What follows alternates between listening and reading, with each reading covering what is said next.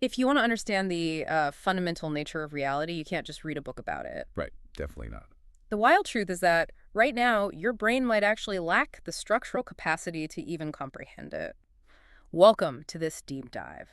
Today, we are unpacking an incredible explanation of verses 8 through 12 from chapter 13 of the Gita. Yeah, and our mission today is to figure out why this very specific list of 20 values, things like humility, forgiveness, and self-control, why that list is considered the absolute prerequisite for grasping higher truth. Because grasping ultimate knowledge, specifically the absolute truth of Brahman, is intensely complicated. Oh, it is. I mean, Brahman is the underlying reality of the universe. You can't just, stumble into that level of awareness on a Tuesday.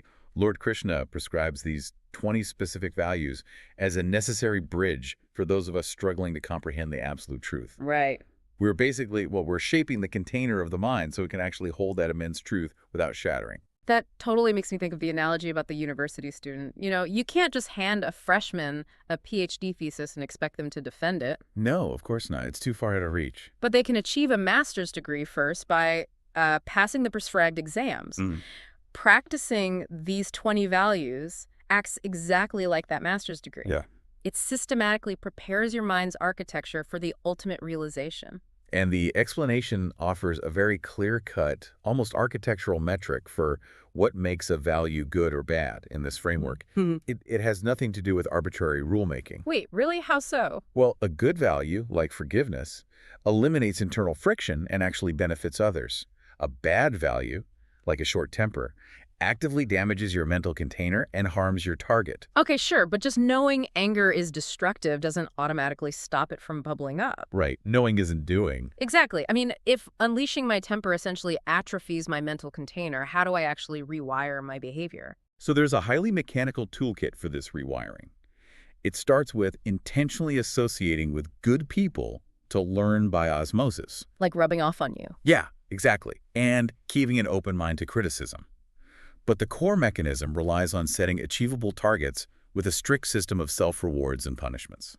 So by enforcing a self-punishment for, like, snapping at someone, I'm literally interrupting the brain's default neural pathway for anger. Yes. I'm forcing my mind to associate that outburst with immediate friction instead of the temporary relief of venting. That is the exact mechanism. It breaks the automatic habit loop.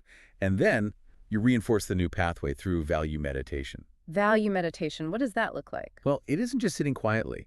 It's actively reflecting on the specific benefits of a good value and the tangible losses caused by a bad one. Oh, wow. It sounds like running a daily software update on your brain. That's a great way to put it. You are actively uninstalling the bugs, the bad values, and writing new code that prioritizes peace. Which brings us to the overarching payoff of all this.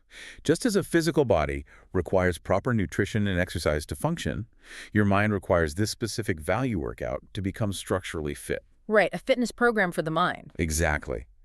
And when your mind matures through this strict process, it achieves a state described as having a dominant aura element. Let's unpack that term.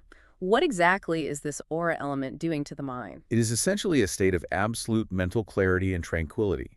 When this state becomes dominant, your thoughts, your words, and your deeds finally align. They stop fighting each other.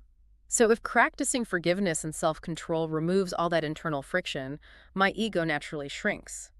Is that how we connect these values to the bigger realization that we don't actually own or control the world? Yes, that is the crucial psychological bridge. When your mind achieves that crystal clear aura state, the illusion of control just dissolves. Wow. You realize you merely contribute to the world.